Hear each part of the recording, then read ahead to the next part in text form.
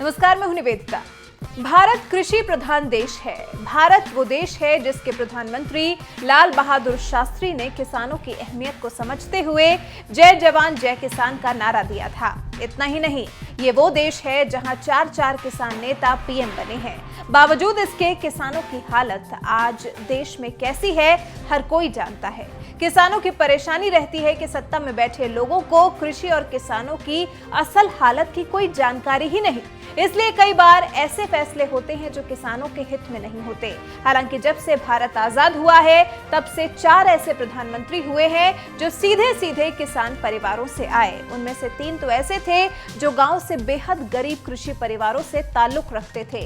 1947 में हमें अंग्रेजों से आजादी मिली थी। उसके बाद पीएम मोदी तक हमारे देश में 14 प्रधानमंत्री बने हैं। इन 14 प्रधानमंत्री में से 4 प्रधानमंत्री हमारे देश में ऐसे हुए हैं जिनका बैकग्राउंड किसान परिवार का रहा।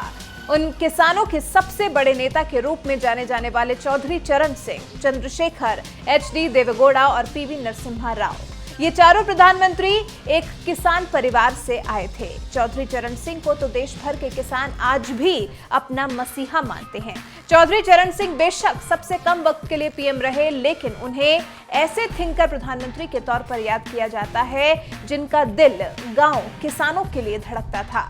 इसके लिए चौधरी साहब ने कई काम किए। चौधरी चरण सिंह कहते थे कि देश की समृद्धि का रास्ता गांव के खेतों और खलियानों से होकर गुजरता है। वो चौधरी चरण सिंह ही थे जिन्होंने भारत के किसानों को जमींदारी उन्मूलन विधेयक की रूपरेखा तैयार की और लागू कर गरीबों को उनका हक दिलाया। आज अपनी जिस फसल की कीमत को लेकर किसान सड़क पर है, उसके लिए चरण सिंह हमेशा गंभीर थे।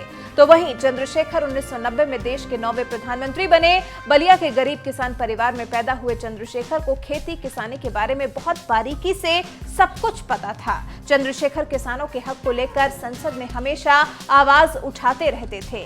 तो सोचिए, अगर किसी देश को 4 प्रधानमंत्री किसान परिवार के मिले हों, लाल बहादुर शास्त्री ने किसानों के लिए नारा तक दे दिया, अगर उस देश में किसानों को सर्द रात में अपने हक के लिए सड़कों पर रहना पड़ेगा, अपने हक के लिए इस तरह से लड़ना पड़ेगा, और सरकार अगर उन किसानों के हक के लिए नहीं सोचेगी, तो कह सकते हैं कि किसानों की इस दुर्दशा को देखते हुए भारत अब कृषि प्रधान देश कहलाने लायक नहीं है।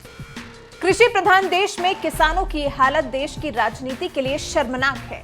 उम्मीद करेंगे कि सरकार जल्द किसानों की सुने और उनकी मांगों पर विचार करे।